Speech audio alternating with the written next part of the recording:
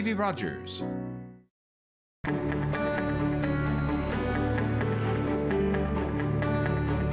Vous regardez TV Rogers, Ottawa.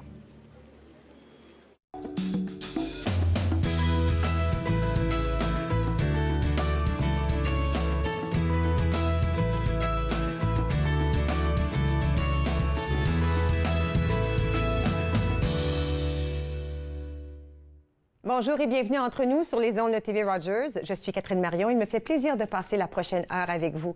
Vous saviez, il se passe des choses bien intéressantes avec le Centre Jules Léger. Alors, l'Ontario entend présenter un projet de loi cet automne, alors très bientôt. S'il était adopté, permettrait de transférer la gouvernance du Centre Jules Léger aux 12 conseils scolaires de langue française afin que les élèves francophones ayant des besoins particuliers puissent bénéficier des soutiens dont ils ont besoin pour atteindre leur plein potentiel. Alors, si ce projet de loi était adopté, on transférait la gouvernance du Centre Jules Léger du ministère de l'Éducation aux membres de la communauté francophone qui bénéficient des services du Centre Jules Léger. On établirait une structure régie par et pour les francophones en créant le consortium du Centre Jules Léger qui serait chargé du fonctionnement des écoles du Centre Jules Léger. Le consortium regrouperait les 12 conseils scolaires de langue française et serait composé d'un nombre égal de conseillères et de conseillers scolaires de langue française, des conseils catholiques et public. On donnerait aussi au consortium du Centre Jules Léger les mêmes obligations et pouvoirs que ceux accordés à un conseil scolaire de district de langue française, selon ce que prévoit la loi sur l'éducation. Maintenant, il y a un mandat unique, parfois, là, qui rentre en jeu, qui pourrait exiger des modifications, et ça demeurait pareil. Alors, au terme de ce projet de loi, le Centre Jules Léger poursuivrait son mandat à titre d'école provinciale et d'école d'application fournissant des programmes d'éducation et des services en langue française aux élèves qui sont sourds ou malentendants, aveugles ou ayant une basse vision, sourds et aveugles ou ayant des troubles d'apprentissage importants.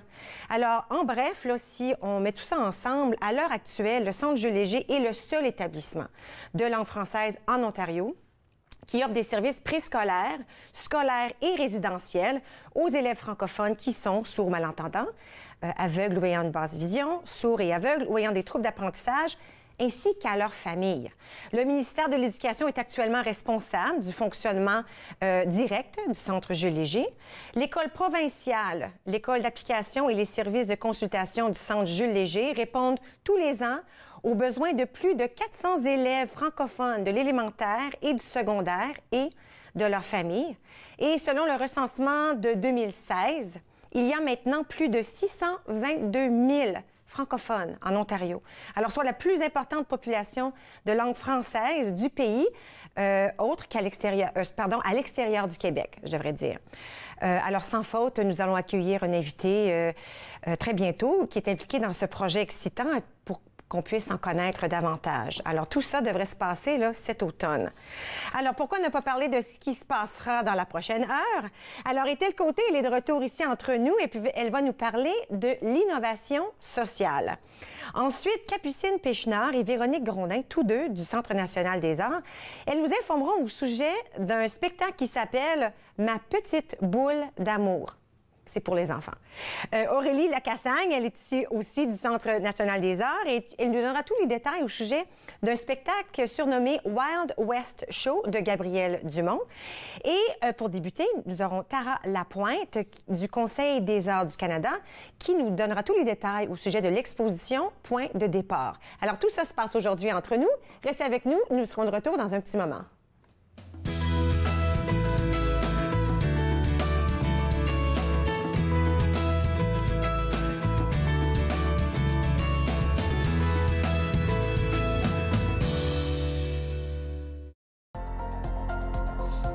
L'émission suivante vous est présentée par la télétransportée Rogers.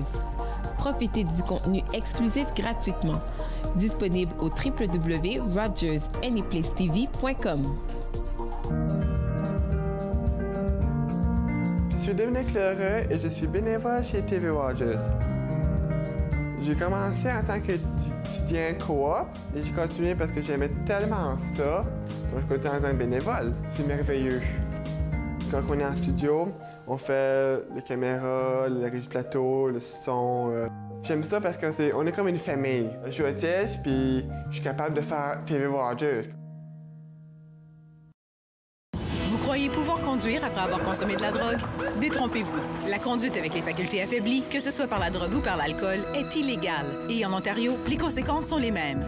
Si la police soupçonne que vous conduisez avec les facultés affaiblies par une drogue ou une combinaison de drogue et d'alcool, votre permis de conduire peut être suspendu immédiatement pour une durée maximale de 30 jours. Vous devrez payer une pénalité de 198 $. Vous pourriez être accusé de conduite avec les facultés affaiblies comme avec l'alcool. Conduire après avoir consommé n'est jamais acceptable. Je vous lance l'invitation d'être là à chaque semaine avec ma brochette d'invités de chroniqueurs. On parle de toutes sortes de sujets. Je suis certaine que vous allez être intéressés. Nathan parle, mercredi 19h sur TV Rogers.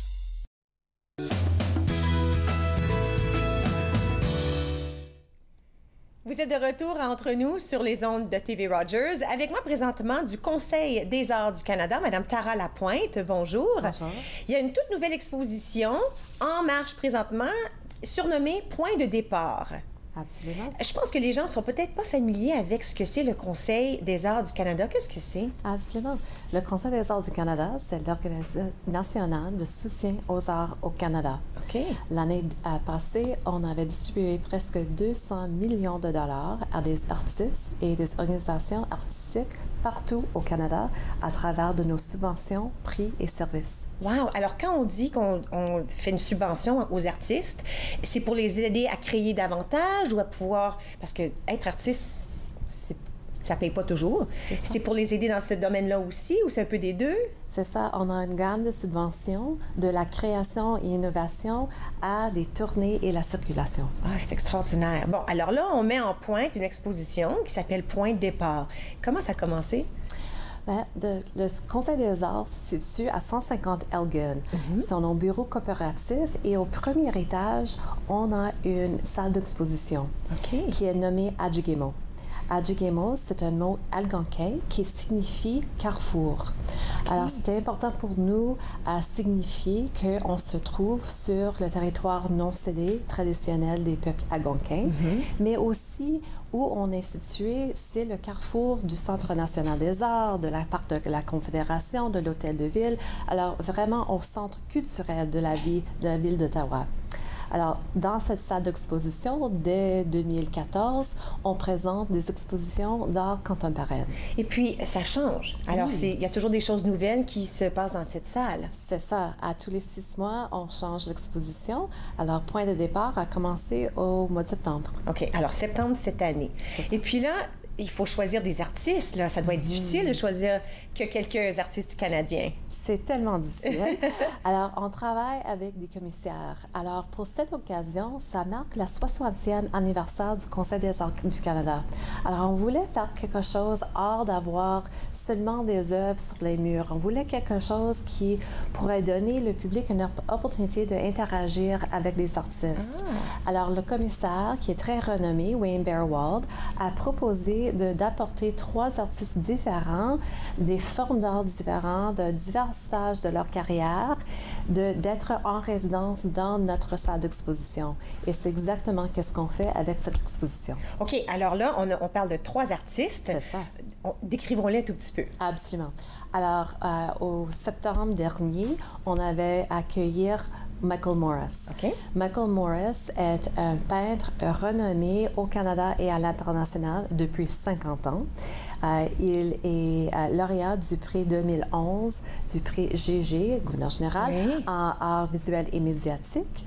Et pendant sa résidence, je ne sais pas si on a des images peut-être, mais il a créé des croquis aquarelles pour un nouveau œuvre qui s'intitule Ottawa Letter. Alors, inspiré de l'environnement qu'il travaille, il va créer une œuvre de grande échelle pendant la prochaine année. OK, alors, c'est une œuvre qui n'est pas terminée, là. C'est ça. Alors si je rentre dans la galerie, est-ce que je peux le voir en train de travailler? À ce moment, il n'est pas en résidence, mais à ce moment, tu peux voir d'autres œuvres de Michael Morris sur les murs et quelques-uns de ses croquis sont dans la salle aussi. Et puis lui, il s'en tient normalement à l'aquarelle? Eh bien, il commence son œuvre dans aquarelle, mais utilise plusieurs formes d'art, incluant les vidéos des fois. OK, intéressant. Alors, ça, c'est le premier. Ensuite, qui d'autre avons-nous? Le 30 octobre, on va accueillir Thierry Marceau. D'accord. Thierry est un artiste fascinant, il vient de Montréal. C'est un artiste de la performance, vidéo et photographie et installation. Alors, des formes qu'on n'est pas toujours familier. OK. Il questionne le concept de célébrité dans son travail. Alors, il se transforme en image de Elvis ou autre. Et pour nous parler un petit peu de c'est quoi le concept de la culture populaire ou le rôle des médias. Alors, il est là, en déguisement plus ou moins. C'est ça. En train de discuter, de faire un discours peut-être ou un spectacle si on veut. C'est ça. Alors, quand on va le voir, c'est vraiment lui qu'on voit. Oui. OK. Et à ce moment, son travail est axé sur le mariage de Wayne Gretzky, le joueur de hockey, Oui. à Janet Jones. Parce que c'était le premier grand célébration de noces qui était couvert par tous les médias au Canada. C'est vrai, hein? Alors, il recrée par forme de vidéo les noces de Wayne Gretzky. Alors, pendant sa résidence, qui commence le 30 octobre, il se transformera en Wayne Gretzky à tous les jours. Wow! On peut prendre des photos et interagir avec lui. C'est intéressant, je me demande s'il parle de le choc que ça a créé quand il a changé d'équipe.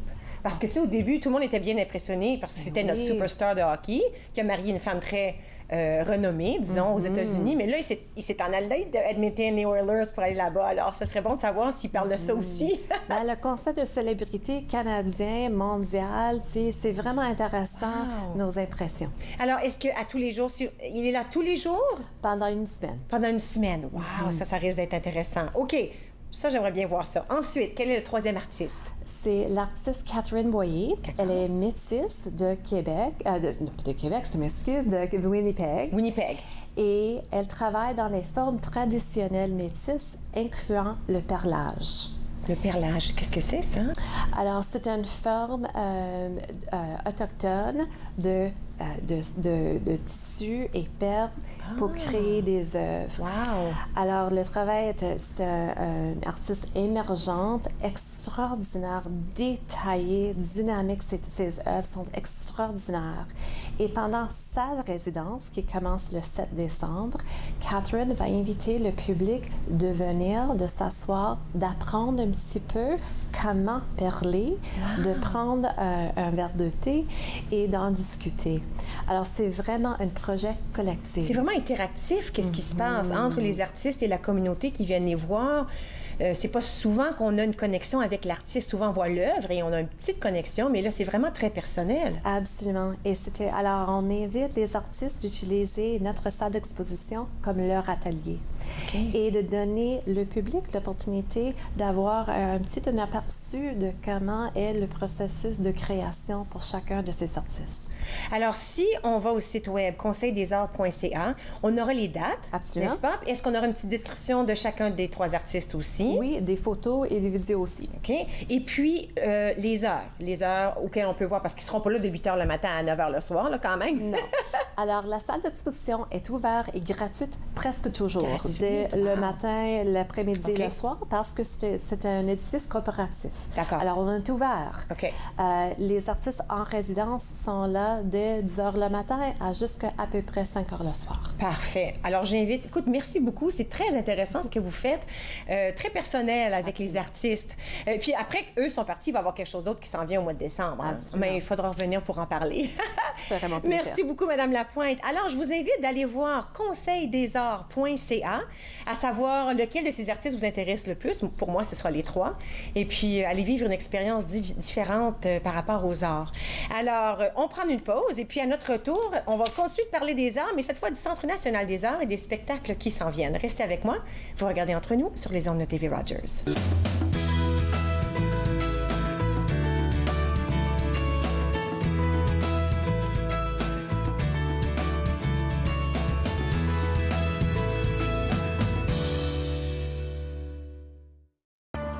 À l'âge de 31 ans, je suis en attente d'une transplantation des poumons. On me dit tout le temps, « Tu n'as pas l'air malade. » C'est une chose d'avoir à gérer mes symptômes physiques, mais parce que je ne parais pas malade, je dois aussi faire face à ça. L'hypertension pulmonaire est une maladie des poumons rares qui peut être mortelle. L'HTP est incurable, mais des traitements sont disponibles.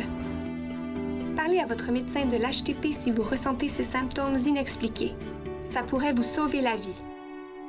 Exposés, discours, conférences, c'est à Podium que vous les retrouverez. Il y a eu différents événements déclencheurs. On se comprend qu'être artiste, c'est pas une job normale. Podium, mardi 21h sur TV Rogers. Quand je me suis enrôlé en 64, moi, j'ai levé la main droite puis j'ai dit « Je vais défendre mon pays. Puis je vais faire tout ce que vous me demandez. » Aujourd'hui, on a des jeunes qui partent en Afghanistan, c'est encore pire. Puis les vétérans, ils n'ont rien demandé. Ils n'ont rien demandé en retour. Et puis on parle de supporter les vétérans. La Légion, c'est nos champions, ça. C'est eux autres qui nous supportent.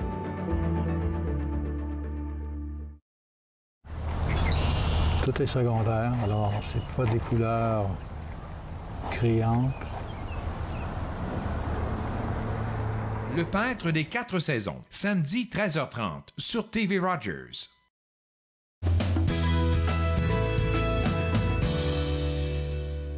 De retour entre nous sur les ondes de TV Rogers. J'allais dire sur les ondes du Centre national des arts, parce que c'est du Centre national des arts que nous allons parler. Avec moi, Capucine Péchinard et Véronique Grondin. Bonjour. Alors, tu t'occupes du théâtre français, libraire du Centre national des arts. On s'en vient ensemble pour parler d'un nouveau spectacle vraiment visé aux jeunes. Oui, on vient vous parler du spectacle qui s'appelle Ma petite boule d'amour. J'adore ce titre. C'est un spectacle vraiment doudou, identifié pour les enfants de 3 à 6 ans, mais évidemment, on n'est jamais trop grand pour aller au théâtre, donc c'est pour tout le monde qui souhaite vivre cette belle petite expérience. Tu sais, je recule un tout petit peu parce que je pense que les gens pensent au Centre national des arts, comme je vous disais, demain, je vais aller voir le fantôme. Ouais. Tu sais, on pense à souvent l'orchestre et puis des... Mais il y a plusieurs choses qui se passent quand même pour les jeunes. Absolument. Oui. Déjà, il y a toutes sortes de disciplines, la danse, la musique, le théâtre, en français et en anglais. Mais il y a une grande offre de théâtre pour les enfants en français. Donc, le Théâtre français du Centre national des arts, en fait, a la moitié de sa programmation qui est destinée au jeune public. Wow, extraordinaire. OK, revenons à celui-ci. Alors, Ma petite boule d'amour, ça a commencé comme un livre, n'est-ce pas? Je l'ai ici, d'ailleurs, je vais peut-être le monter comme ça pour qu'on puisse le voir à la maison. Donc, en plus de la pièce qui va être présentée, il s'agit de la première pièce qui sera présentée dans la série Enfance au Théâtre français de cette année. Et voici la vedette, en quelque sorte, puisque l'auteure Jasmine Dubé est, si on la présente, oui, une dramaturge, mais également elle est auteure, comédienne, metteur en scène. Elle a d'abord écrit ce bel album pour les enfants illustré par Jean-Luc Trudel et l'histoire a été adaptée au théâtre. OK. Donc, c'est cette histoire que nous pourrons voir sur scène prochainement. Wow! Et puis, regarde, je vais retourner pour voir les belles images. Au niveau des illustrations de ces belles images, elles sont dans le livre, mais on les retrouve également à la scène. Je vais en montrer quelques-unes parce qu'ils sont vraiment... C'est vraiment magnifique. Si les gens peuvent d'ailleurs jeter un œil à la courte vidéo que l'on retrouve sur le site, il y aura sur scène, oui bien sûr, ces images, mais présentées en quelque sorte sous forme de découpage. L'auteure du livre est elle-même sur scène et va conter l'histoire. Wow. Et il y aura un environnement sonore. Elle est accompagnée d'un musicien également tout au long de l'histoire. Alors, c'est pas son premier livre ni son premier spectacle. C'est une personne qui est quand même très reconnue dans le domaine des jeunes, si on veut. Dans le domaine du théâtre pour la jeunesse, mais également en littérature jeunesse. Elle est l'auteure de plusieurs romans, albums et de pièces de théâtre. Celle-ci s'inscrit un peu dans une sorte de trilogie suite à Petit monstre et Papa Poule. Elle reprend à nouveau le thème de la paternité, mais dans l'œuvre de Jasmine Dubé, le papa tendre n'est pas complexé. Le papa avenant, le papa aimant. OK. On peut raconter peut-être un petit peu l'histoire. Oui, bien là, on peut voir un tout petit peu. Puis là, je vois les images. Tu sais, quand vous avez dit là, que les images du livre sont reproduites, c'est vrai? Elles sont juste là. Et en fait, donc l'histoire, pour faire simple, sans vendre la mèche, en fait, c'est ce gros ours qu'on voit, un gros ours qui vit dans sa caverne. Il est un peu déprimé, il est dépressif, il file pas, ce gros ours. Et puis un jour, il entend une petite voix qui l'appelle, et en fait ça va lui ouvrir des perspectives vers une quête qui va lui faire rencontrer un petit ours qui lui se cherche un papa. Donc c'est le thème de la paternité comme Véronique le développait, et aussi de l'adoption et cette rencontre entre deux êtres qui viennent d'univers différents puis qui arrivent à se rencontrer. Et puis c'est vraiment de façon instinctive que l'ours, le gros ours grincheux, va se laisser guider par cette voix qu'il entend, entre rêve et réalité, même si on le croyait pas prédestiné, puisqu'il est grincheux, solitaire, à aller vers cette voie. Donc, c'est ce qu'on pourra observer tout au long de l'histoire qui nous est présentée. Alors, elle est, entre autres, auteure. Comment est-ce qu'on pense d'écrire un livre au théâtre? Ça y est, il y a un cheminement qui se fait dans tout ça. Bien, ce qui est très intéressant, c'est que Jasmine Dubé, en présentant cette pièce-là, elle dit que c'est en quelque sorte un hommage au personnage de Fanfreluche. Donc, Jasmine Dubé, qui est de la génération qui a été bercée par les contes de cette poupée qui faisait vivre les histoires, qui embarquait carrément dans les livres pour vivre et changer un petit peu l'issue des histoires. Donc, Jasmine Dubé se retrouve sur scène pour conter, revient un petit peu à la façon traditionnelle de conter une histoire. Donc, elle a repris vraiment tout ce qui était déjà couché entre les pages pour le rendre vivant, puis ajouter une voix sur la scène. Donc, cette démarche-là qui est très intéressante. C'est intéressant. Et puis, c'est pas la première fois qu'elle parle de ces thèmes, de la paternité, de l'adoption. Est-ce qu'on sait pourquoi c'est important pour elle? Je dirais que dans la littérature jeunesse, le thème de la paternité est souvent, a été souvent, maintes fois abordé d'une manière tendre. Au théâtre, peut-être un peu moins, même si Jasmine Dubé va souvent parler de sujets. Elle aime mettre les adultes et les enfants au même pied d'égalité. Elle va pas toujours parler de sujets faciles, mais pour elle, c'est important de les aborder de front avec les enfants, mais toujours avec grande délicatesse. Et puis, donc... le thème de la parentalité, de la paternité au théâtre, je dirais plus d'une manière et d'une touche positive. Peut-être que ça, c'est un petit peu moins vu souvent. Là, on parle bien sûr d'un très, très jeune public, mais c'est un public très captif pour vraiment semer une petite graine d'émerveillement. Donc, c'est... Alors, sur la scène, les jeunes vont rencontrer le gros ours et le petit ours, ils vont pouvoir les voir. Absolument, oui, avec la conteuse et le guitariste. Et puis, on a hâte de voir leurs petits yeux pétiller. C'est le 28 et 29 octobre au Centre national des arts. On a aussi la chance de présenter ce spectacle dans un des tout nouveaux espaces du Centre national des arts. Tu vas aller voir le spectacle. Mais j'y vais demain. La dernière fois qu'on était allé, c'était pas tout à fait terminé. Viens un peu d'avance, tu pourras voir absolument, faire le tour.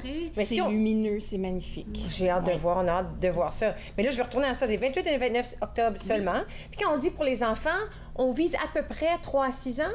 Oui, mais ça, c'est l'âge de départ. Disons que plus petit, pour eux, ça pourrait être plus difficile à saisir. Mais après, bien sûr, ils peuvent être plus grands. Ils pourraient. Et puis, les billets, c'est mieux de les acheter à l'avance? Il vaut mieux, surtout pour les spectacles enfance-jeunesse, parce que c'est des spectacles qui se remplissent assez rapidement. Donc, je vous invite, si vous souhaitez venir, à se manifester votre intérêt. CNA-nac.ca, bien sûr. N'est-ce pas? C'est là qu'on peut trouver les billets.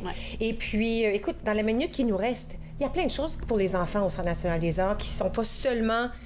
Comme on parle de lui, mais il y en a d'autres choses qui s'en viennent constamment, n'est-ce pas? Oui, c'est ça. Comme je le présentais tout à l'heure, la moitié des spectacles du Théâtre français sont destinés aux jeunes, donc les petits.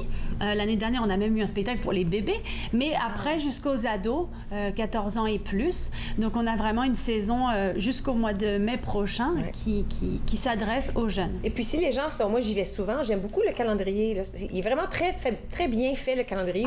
Oui, sur plusieurs mois? Oui, sur plusieurs mois. Alors, si on veut magasiner un tout petit peu, je le dis ça comme ça, qu'est-ce que ça me tente?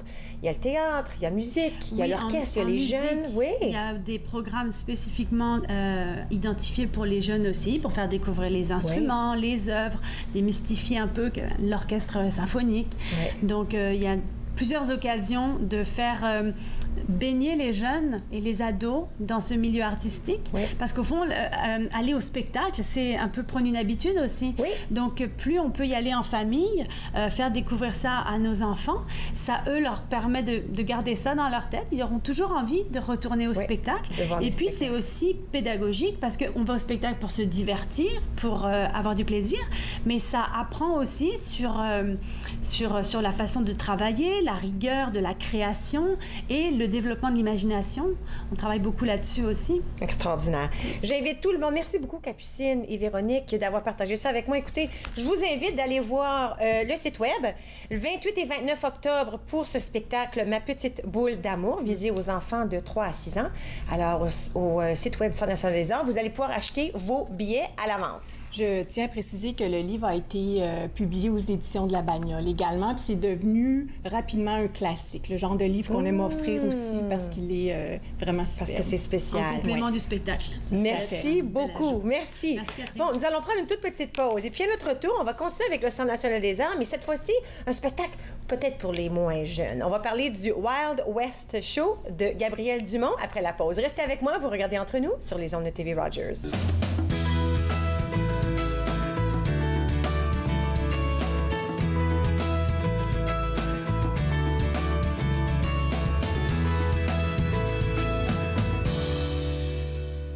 Monsieur de Champlain, lorsque j'aurai traversé cette contrée et rejoint la Chine, je leur rendrai hommage, vêtu de ceci.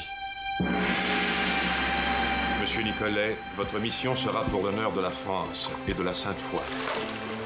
À l'été 1634, Jean Nicolet quittait Québec à la recherche de la route qui joindrait l'Europe et l'Amérique à la Chine. Mais où est-ce? C'est là-bas, l'endroit que tu cherches. Durant des mois, Nicolet affronta l'inconnu, cherchant la mer d'Occident. Bonjour, Mississippi! Qu'est-ce qu'il a dit? Il dit Mississippi, les grandes eaux.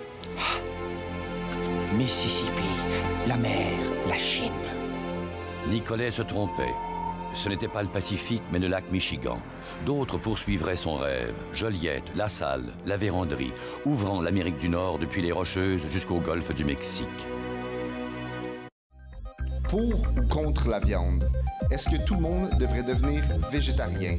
Tel est le premier débat de notre saison de Riposte. Écoutez pour voir. Riposte, jeudi 19h sur TV Rogers. À la prochaine émission de Yoga en progrès, nous allons poursuivre avec notre 3e cours et nous allons regarder les variances de différentes poses de yoga. À bientôt. Yoga en progrès, lundi au vendredi 9h30 sur TV Rogers.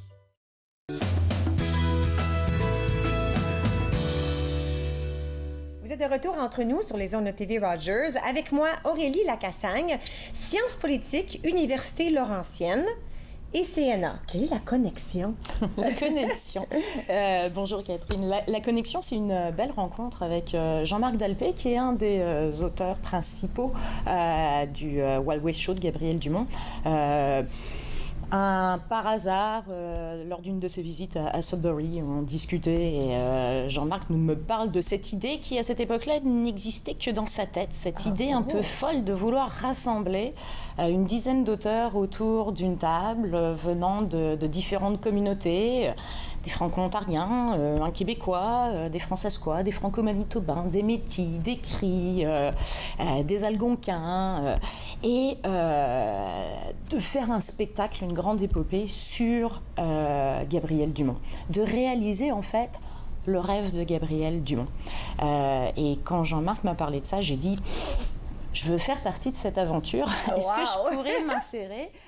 Comme professeur de sciences politiques, je travaille beaucoup sur la culture et sur les identités et l'importance des discours et des productions culturelles et artistiques dans la construction des identités. Donc ça tombait vraiment à pic. Je pense qu'il y en a peut-être certains qui ne savent pas que Gabriel Dumont était un vrai homme.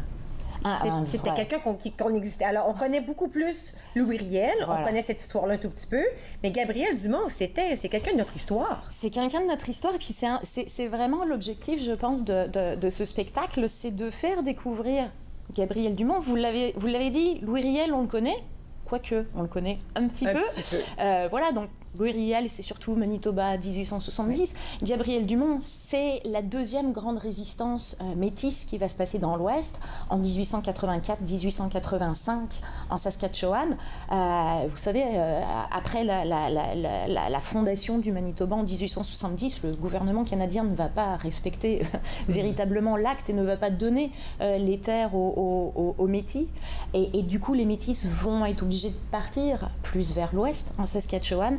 Et la même chose va se reproduire 15 ans après en Saskatchewan. Les Métis se voient dépourvus de leurs terres, les troupeaux de bisons disparaissent, le Canada veut terminer son chemin de fer et voilà. Donc on se retrouve dans la même, avec le même scénario. Et Gabriel Dumont, c'est cet extraordinaire leader, chef de chasse, un chasseur extraordinaire, quelqu'un qui, à la différence de Louis Riel aussi, est peut-être moins acculturé.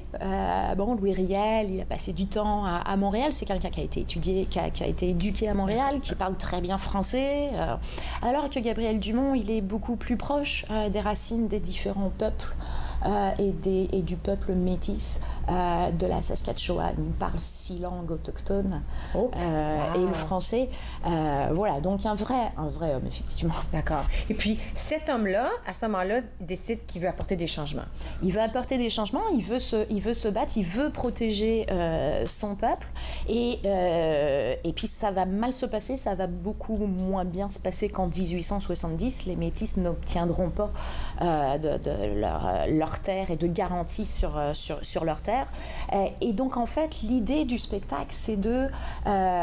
parce que d'abord, c'est de remettre cette histoire au centre de l'histoire canadienne parce que ça a été effacé de l'histoire officielle. Donc, c'est de réintégrer les résistances métisses à l'histoire canadienne parce que c'est une histoire extraordinaire de résistance, mais aussi de résilience et en particulier des femmes métisses et qui jouent un rôle extrêmement important dans la culture métisse. Et ça, le spectacle le met bien en valeur. Donc, c'est un premier objectif j'allais dire, de décolonisation, si vous voulez, de l'histoire canadienne. Puis en même temps, dans le processus de création du Wild West Show, il y avait cette idée qu'on voulait, parce que les différentes communautés qui sont tous présentes en 1885 à Batoche, en Saskatchewan, chacun a développé sa propre narration, sa propre mémoire par rapport à ça. Et c'était donc de mettre en dialogue, d'ouvrir une conversation par rapport à ces différentes mémoires qui existent. Et puis là, vous avez dit au tout début que quelqu'un avait cette idée. Le créateur avait cette idée en tête. Est-ce que... Parce que récemment, on en parle beaucoup en politique, avec tout ce qui se passe depuis quelques années. Est-ce que l'idée est venue au même moment où on a commencé la discussion ou est-ce qu'un a causé l'autre? Oui, c'est ça qui est intéressant, c'est qu'en fait, Jean-Marc Dalpé et Alexis Martin, qui sont les 2 premiers idéateurs du projet, ils ont cette conversation avant que tout ça arrive, avant qu'effectivement on commence à parler, qui est la grande commission Vérité et Réconciliation et tout ça. Donc, ils avaient déjà cette envie-là. Puis vous savez, on parle beaucoup, effectivement, de réconciliation ces dernières années. On en parle beaucoup, mais il n'y a personne qui nous dit comment ça va se faire, cette patente-là. Et j'invite véritablement les Ottaviens à venir voir le spectacle parce que c'est un extraordinaire exemple de mise en pratique de la réconciliation, de ce que ça pourrait être. C'est vraiment parce que aussi bien dans la création, au travers de la convocation de 10 auteurs qui viennent des différentes communautés, que de l'équipe de production, que des acteurs, c'est vraiment des gens qui viennent de toutes les communautés impliquées qui sont ensemble et qu'on crée. Quand j'ai lu un tout petit peu hier les informations au sujet du spectacle, j'ai vu ça que les acteurs, les artistes viennent de 4 communautés, mais les communautés qui sont impliquées, qui étaient impliquées, par contre, dans ce qui s'est passé il y a en 1885. Il y a un petit bout, c'est ça, l'idée, bien entendu, c'était d'ouvrir ce dialogue, d'ouvrir cette conversation. Et ça peut se faire si tout le monde est autour de la table. Et l'idée du spectacle, c'est aussi de redonner la voix, de rendre visible les communautés métisses et les communautés autochtones en leur permettant et en travaillant avec eux. Et ça, c'est, je pense, fondamental et très intéressant. Ça fait quelque part, c'est peut-être une des premières pièces au Canada qui est ce qu'on pourrait appeler une pièce postcoloniale, si vous voulez. Okay. Dans le sens où ça fait complètement éclater les conventions. Les conventions de forme théâtrale, on a du burlesque, on a du tragicomique. On fait éclater les conventions de langue aussi, parce qu'il y a un choix très clair que le spectacle, il y a du français, il y a de l'anglais, il y a du michif, il y a du cri, il y a du lakota. On fait éclater les conventions de genre aussi, homme-femme, hein, oui. Vous verrez. Donc c'est vraiment d'embrasser cette diversité, ce multiple, et de le mettre en valeur pour créer quelque chose d'un peu fou, mais de fondamentalement beau.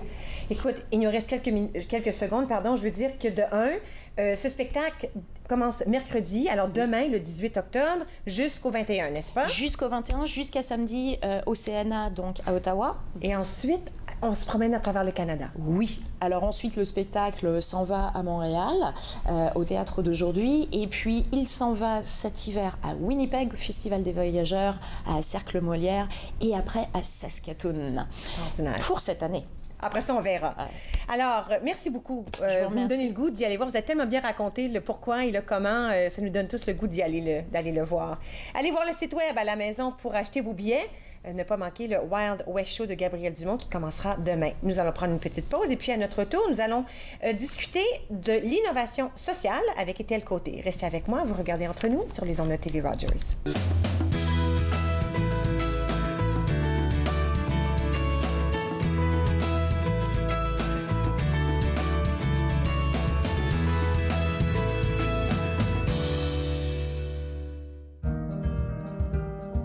J'ai choisi TV Rogers parce que c'était dans mon champ d'intérêt, produire, réaliser, faire tout ce qui a trait à la télévision. Voir comment que ça se passait en arrière de l'écran, les caméras, le montage. Tu le sais pas quand tu commences à regarder la télé puis tu dis, il y a quelqu'un qui pèse sur un bouton puis tu fais « Hey! »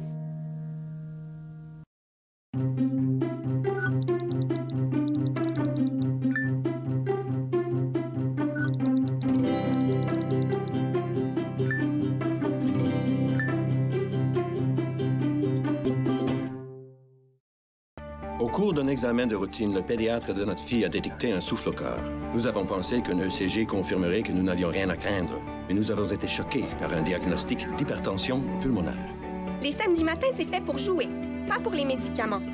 L'hypertension pulmonaire est une maladie des poumons rares qui peut être mortelle. L'HTP est incurable, mais des traitements sont disponibles. Parlez à votre médecin de l'HTP si vous ressentez ces symptômes inexpliqués. Ça pourrait vous sauver la vie. Tu aimes bricoler, t'amuser et bouger? Je t'invite à la ferme de Jojo. On va s'amuser. À la ferme de Jojo, 2 épisodes de chaque jour dès 8h sur TV Rogers.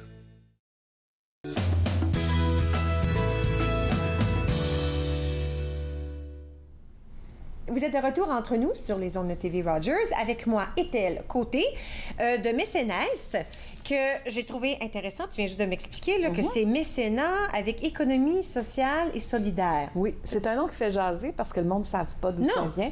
Puis même le concept de mécénat, c'est un vieux concept, mais c'était la logique de l'entraide, de soutenir le développement, le par et pour, l'empowerment des communautés. Et souvent par l'argent, mais l'appui pouvait se faire autrement. Donc moi, c'est pour ça que j'accompagne les gens qui ont le goût de réaliser leur rêve collectif. Et le nom s'y prête bien parce que c'est pas dans n'importe quel concept, c'est dans le concept de l'économie sociale et solidaire. Mais justement, c'est ça, de ça on va parler aujourd'hui. L'économie sociale. Alors moi, je pense, OK, l'argent qui flotte dans la société. Bon. Mais Oui, dans le sens que t'es pas loin parce que l'argent flotte dans la société, mais on y donne un sens. Tu sais qu'à quelque part, on en a parlé un petit peu la dernière fois, quand j'étais venue, on parlait d'innovation sociale. On sait qu'il y a des gros problèmes, pas juste dans le monde, mais même dans notre communauté. Tu sais, on parle du chemin de Montréal, là, qui est dans une logique de revitalisation, puis la communauté veut le rêver autrement. On parle de la Basse-Ville, où est-ce qu'on voit encore là beaucoup d'itinérance, des problèmes de logement social, de violence, et, de sécurité alimentaire. Beaucoup de monde qui sont à côté du marché du travail parce que, bon, il n'y a pas d'emploi qui favorise leur insertion économique. Bien, sais-tu quoi? Dans l'économie sociale, puis à Ottawa, comme partout dans le monde, on a du monde qui croit que par l'entrepreneuriat, par les coopératives, par des organismes communautaires qui vont créer de l'emploi, on peut intégrer ces personnes-là sur le marché du travail. On peut se donner des services de proximité quand on n'en a pas. On peut se donner des services, exemple, pour les personnes qui veulent rester à la maison, mais des services qui seraient gérés par et pour le monde, puis qui créeraient de l'emploi local. Donc, on appelle ça des organismes, des coopératives, ça peut être même des fondations. Puis tu sais quoi? À peu près à Ottawa, on envisage, parce qu'on est en train de faire des sondages, puis tout ça, on pense qu'il y en a entre 200 et 400 entreprises d'économie sociale juste à Ottawa. Et du côté de Gatineau, il y en a encore autant. Donc, ce genre d'entreprise-là, ça change nos quartiers. Et pourquoi est-ce qu'on... Il me semble qu'on n'entend pas beaucoup parler de ces entreprises-là. Bien, on en entend parler un peu. Oui. Tu sais, si je te disais, as-tu regardé les services funéraires? Toi puis moi, on n'est peut-être pas là, mais tu as le choix d'aller dans le privé ou tu as le choix d'aller chercher un service de qualité abordable. Puis il y a une coopérative funéraire à Ottawa. Où est-ce que tu vas avoir les mêmes genres de services d'ailleurs, mais on dit le cœur est au cœur de l'activité économique, c'est qu'ils vont te donner le meilleur service, mais à un prix abordable. Oui. Tout le monde a le droit d'avoir des services décents de ta naissance jusqu'à ta mort, mais pourquoi pas se le donner via une entreprise qui est gérée par un collectif, par du monde qui deviennent membres. Si on regarde groupe, le centre communautaire de Vanier qui a créé Gourmet Express, qui est un service de traiteur, mais c'est plus que ça. C'est une école, c'est un processus d'insertion économique. Il y a des personnes qui ne se feraient pas embaucher, puis qui tout d'un coup, ils viennent dans un programme, ils apprennent à cuisiner, ils apprennent les rudiments de l'hôtellerie, de la restauration, pas de l'hôtellerie, mais de la restauration, et ça leur permet de prendre confiance en eux, ça leur permet d'apprendre un métier, puis éventuellement, ils peuvent soit continuer à travailler là ou aller travailler ailleurs dans la société. Du monde qu'on leur donnerait peut-être même pas la chance de les embaucher parce qu'ils ont un passé X, Y, Z. Et ça, il y en a dans tous les secteurs d'activité. Si on pense à nos garderies, il y en a beaucoup que c'est des garderies coopératives, donc c'est les parents qui se sont mis ensemble, appuyés par le conseil scolaire, appuyés par la communauté. Et ça, ces initiatives-là, il y en a dans tous les secteurs d'activité chez nous, où est-ce qu'on est en train de créer, puis quand tu dis l'argent flotte, on est en train de créer une richesse qui reste dans notre communauté, qui nous permet de créer encore plus d'emplois ou de créer des services qui font une différence chez nous. Alors moi, si, disons, comme consommateur, j'aimerais ça m'attarder à une entreprise comme ça, là, qui redonne à la société. C'est ça. Est-ce que c'est facile pour moi de savoir? Tu sais, je fais un Google, là, puis... Non.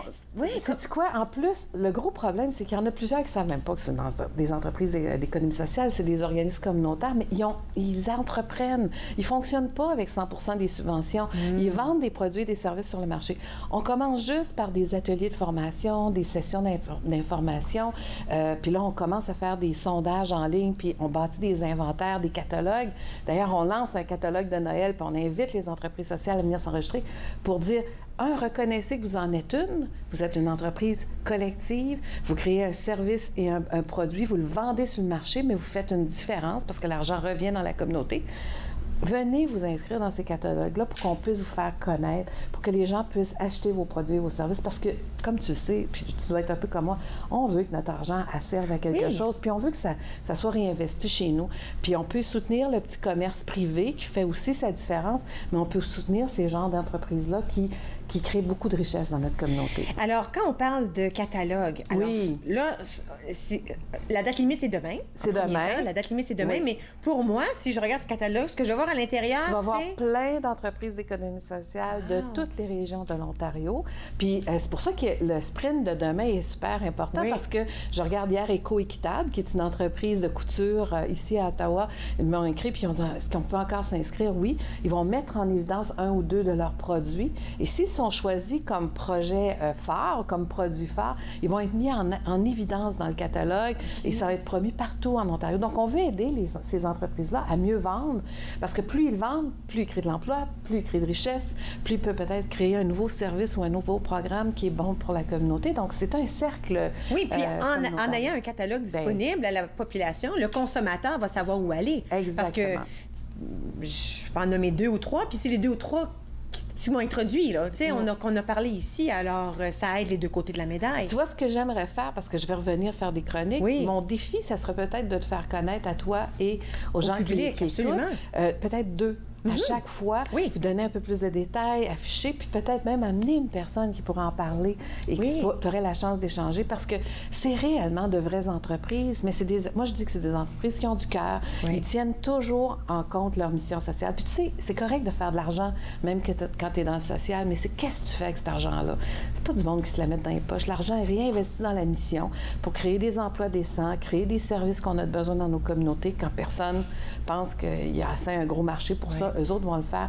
Puis c'est vraiment des entreprises qui sont portées par et pour les gens de la communauté. On dit souvent que c'est une économie à visage humain ou à échelle humaine, c'est proche du monde. Puis tu sais, ça se passe ici, à Ottawa, mais ça se passe partout dans le monde. Ça représenterait 1 milliard de personnes sur la planète qui s'inscrivent puis qui travaillent dans ce genre d'économie-là. Wow! On va prendre une pause. Oui. On va continuer après la pause. Alors, je demande à Ethel de rester avec moi. Et puis, nous allons continuer de parler de l'économie sociale immédiatement à la pause. Vous regardez Entre nous sur les ondes de TV Rogers. Restez avec moi.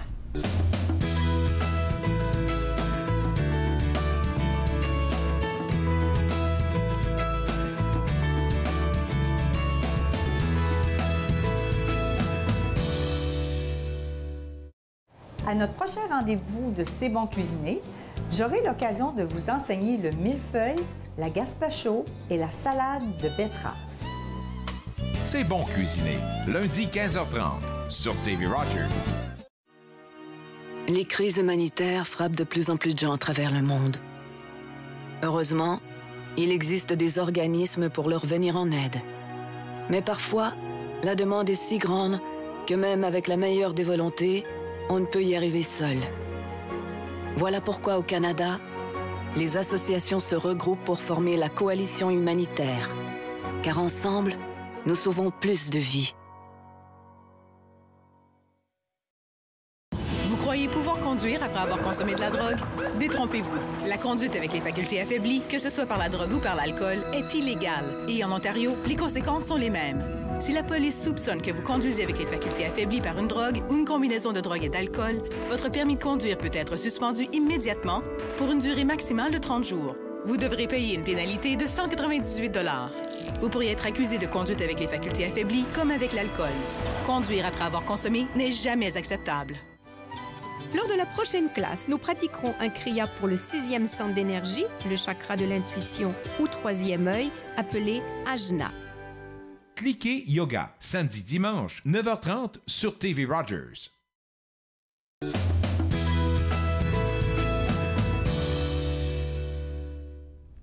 Vous êtes de retour entre nous sur les ondes de TV Rogers. Nous discutions de l'économie sociale avec Ethel Côté. Et puis, juste avant la pause, on donnait des exemples dans la région d'entreprises qui redonnent à la société et aux gens de notre société. Mais là, on veut parler d'ateliers. Ça a l'air qu'il y a des ateliers qui s'en viennent. Oui, bien, quand on parlait tout à l'heure que beaucoup d'entreprises d'économie sociale ne savent même pas qu'ils en sont comme tels, ils pensent qu'ils sont des organismes communautaires ou juste des coopératives dans la communauté, ils s'inscrivent dans cette économie-là, bien, on se dit, il faut pour ces personnes-là leur offrir des sessions d'information et de formation. Puis pour toutes les personnes dans la communauté qui aimeraient créer un projet collectif, encore là, socio-économique, donc qui crée de l'emploi, qui crée des services de proximité, bien, on s'est dit, eux autres, c'est des sessions d'information puis de formation aussi. Donc, pourquoi pas se donner une routine. Donc, Mécénès, c'est le fun. On est dans le Centre d'innovation d'Ottawa, qui est un incubateur, accélérateur d'entreprises, surtout privées. Donc, c'est le fun d'amener cette logique-là de l'économie sociale, de l'entreprise collective, dans ce hall-là d'entrepreneuriat. Et sur place, en appuyé par plusieurs partenaires, on va offrir une fois par mois des ateliers. Et c'est pour ça que je vous invitais à mettre le courriel de Mécénès en bas de l'écran à un moment donné, parce que les dates vont être confirmées prochainement. Mais ce qui est le fun, c'est qu'on s'est associé avec l'ACFO d'Ottawa, avec le Conseil de la coopération de l'Ontario, avec le regroupement des gens d'affaires. On s'est associé aussi avec CICED, qui est notre partenaire anglophone, qui fait le même genre de travail que nous. Et j'en oublie un, la Fondation communautaire d'Ottawa, qui, tout le monde s'est prêté au jeu pour dire, faut faire connaître ces genres de sessions et d'espaces, de dialogue, de formation et d'information sur entreprises d'économie sociale 101, par exemple, puis à différents moments. Et ils vont diffuser la promotion des ateliers, le catalogue, les dates, dans tout leur réseau. Et moi, ce que j'aimerais, c'est que toutes les personnes qui sont déjà dans cette forme d'économie-là se connaissent davantage. Parce qu'imagine, plus ils vont... Toi, tu ne les connais pas, tu aimerais l'acheter. Imagine s'ils se connaissaient, eux autres aussi, ils pourraient acheter les uns des autres et se soutenir. Donc, puis après ça, si on aide à en créer plus, ça va aussi faire une genre d'économie qui s'inscrit dans l'économie plurielle. On dit souvent... Pour une communauté en santé, il faut travailler dans une logique d'économie plurielle. Il y a l'économie sociale, il y a l'économie publique. Donc, il faut travailler avec la municipalité, puis c'est un très bon partenaire de cette forme-là d'économie. Puis, il y a l'économie privée, parce qu'il y a des connaissances et des expertises dans le privé qu'on peut travailler main dans la main pour avoir de l'impact dans notre communauté. Et tout ça pour dire qu'on va offrir des ateliers une fois par mois au Centre d'innovation via Mécénès et tous ces partenaires-là. Et au-delà de ça, quand les gens... Parce que des fois, tu ne veux pas aller à une session d'information, de formation, tu es super occupé. Bien, appelez-nous, écrivez-nous, parce que si c'est pas nous, on va vous référer à une autre ressource. Puis on peut faire du coaching. Tu sais, des fois, 1 heure, tu as un tête-à-tête, tu peux poser tes vraies questions, puis là, tu as tes vraies réponses. Tu n'es pas envoyé dans le trafic, là, pour trouver de l'information. Bien, c'est ça aussi que Mécénès fait, c'est qu'on peut vraiment entendre les questions et dire, bon, OK, tu as un problème au niveau de ton organisation, au niveau de ta gouvernance, mais on peut peut-être aller vous appuyer pour avoir une saine gouvernance, puis développer vos compétences en entrepreneuriat pour continuer à être plus fort dans votre façon de gérer votre entreprise d'économie sociale. Puis il n'y a pas juste Mécénès, tous les partenaires que je vous ai dit tout à l'heure font du travail d'appui au développement communautaire collectif. Donc, on peut faire des références, on peut s'entraider là-dedans.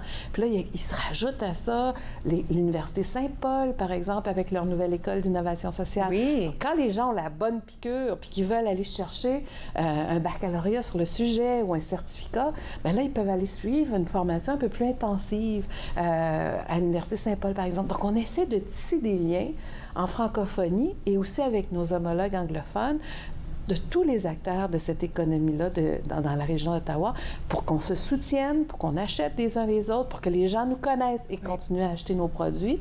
Puis même auprès des pouvoirs publics, d'avoir une politique d'achat responsable. Puis, exemple, si demain matin, la municipalité, les gouvernements disaient 3 % de notre budget d'achat, de publicité et tout ça, on va l'acheter de ces entreprises-là, c'est du monde qui aurait peut-être plus besoin de subventions. Ils pourraient fonctionner par réellement la vente de leurs produits ou leurs services. Donc tout ça, c'est une logique de développement durable par et pour les gens, puis ça change notre monde. Est-ce qu'on a du travail à faire pour... Oui. J'ai même pas fini ma phrase, hein? Oui, tu sais où j'allais? Ben non, vas-y. Mais j'allais dire, est-ce qu'il y a du travail à faire pour que justement ça puisse se faire, ça? On dit, OK, je vous appuie.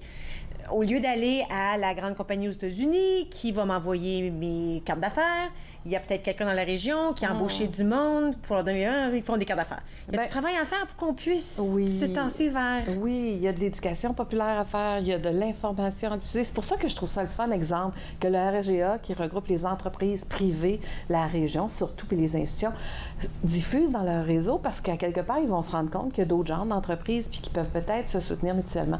À quelque part, plus on va en parler, plus on va se donner la chance de soutenir nos entreprises d'économie sociale, mais aussi nos entreprises locales. Il faut vraiment que notre argent circule dans notre quartier, dans notre ville, si on veut vraiment continuer à créer de l'emploi de qualité chez nous. Puis ça, plus on va en parler, ma chère Catherine, plus on va changer notre monde. Puis Rogers, c'est le fun, j'écoute ton émission depuis le début, c'est le fun de passer en dernier. T'es vraiment génial. Tu réussis à aller chercher le meilleur de tes invités. J'espère que tu fais la même chose avec moi. Puis toujours, écoute... Mais ce qui est le fun, c'est que tu nous donnes une tribune pour lever le voile sur des choses qui se passent chez nous, que ce soit en art, en culture, dans les services à la personne. Et ça, il faut les mettre en lumière. Et tu sais quoi? Dans la logique, exemple, en théâtre, on a parlé de théâtre tout à l'heure, les compagnies de théâtre, ce sont toutes des entreprises d'économie sociale. Elles ne vivent pas 100% de subventions. Elles vendent des spectacles. La Nouvelle Scène accueille du monde, vend des spectacles. Donc, c'est vraiment... Puis tu vois, elles ne s'affichent pas comme telles, mais elles sont des entreprises d'économie sociale, artistique et culturelle. Ouais. La radio communautaire, Unique FM, est une entreprise d'économie sociale dans le milieu de la communication. Et je pourrais te continuer, parce que si on dit qu'il y en a à peu près 200...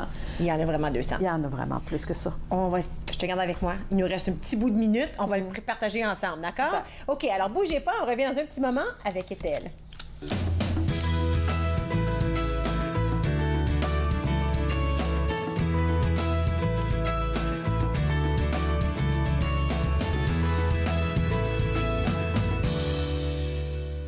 Sir Georges Étienne Cartier, la tâche d'unir le Canada a été aussi immense que notre pays. D'abord, il a convaincu le Québec. L'union est la seule voie à suivre. Non, Monsieur Cartier. La Confédération causera la perte de la nation canadienne-française. Messieurs, ensemble, nous formerons une nationalité politique indépendante de nos origines. La diversité fera la force du Canada. Ensuite, il a lutté pour le Manitoba. Le Nord-Ouest a formé un gouvernement sous Louis Riel. Nous ne voulons pas de confédération sans le respect de nos droits.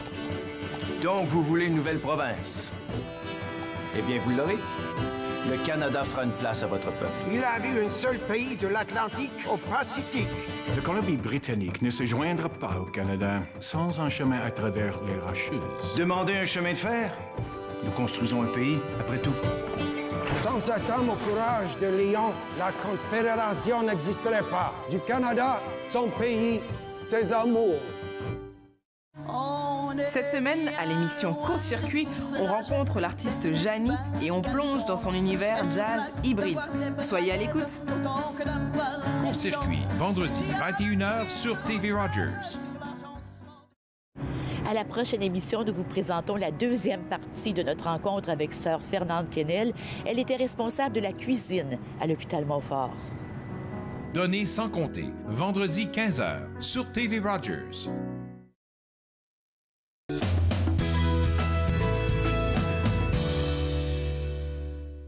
Vous êtes de retour entre nous sur les ondes de TV Rogers. Je discutais avec Ethel durant la pause de l'importance de promouvoir ce qui est local, puis vraiment, c'est le bijou de Rogers.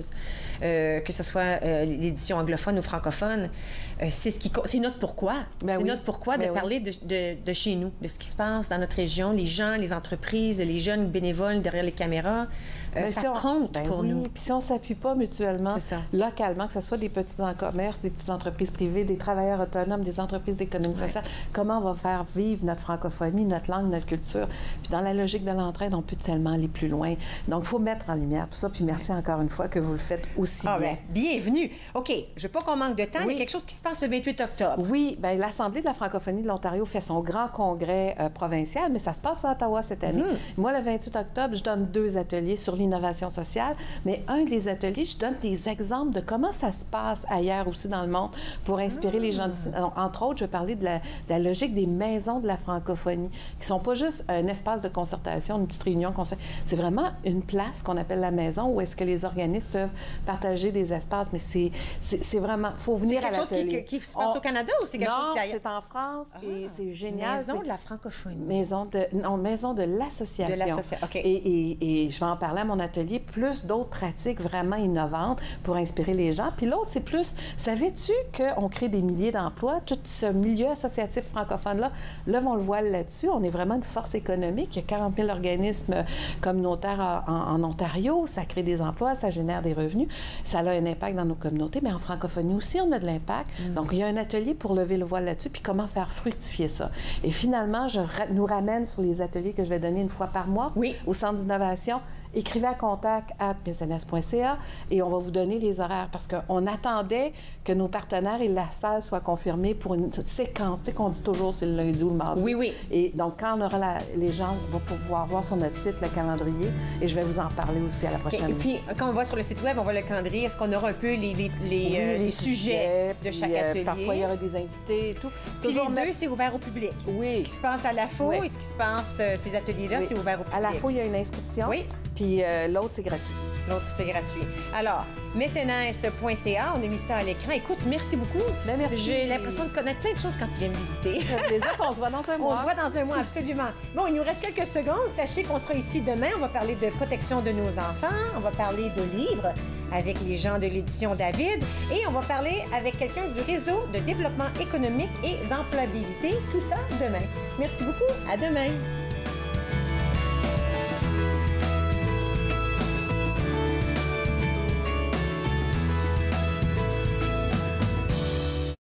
Faites-nous part de vos commentaires en composant le 613-521-2323 par courriel sur Facebook et Twitter.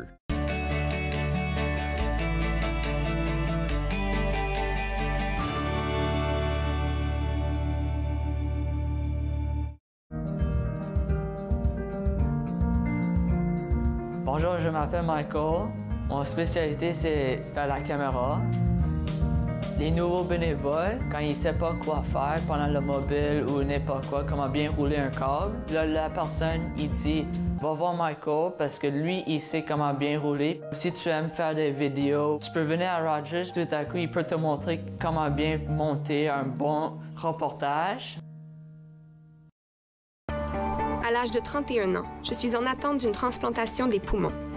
On me dit tout le temps « Tu n'as pas l'air malade. » C'est une chose d'avoir à gérer mes symptômes physiques, mais parce que je ne parais pas malade, je dois aussi faire face à ça. L'hypertension pulmonaire est une maladie des poumons rare qui peut être mortelle. L'HTP est incurable, mais des traitements sont disponibles. Parlez à votre médecin de l'HTP si vous ressentez ces symptômes inexpliqués. Ça pourrait vous sauver la vie.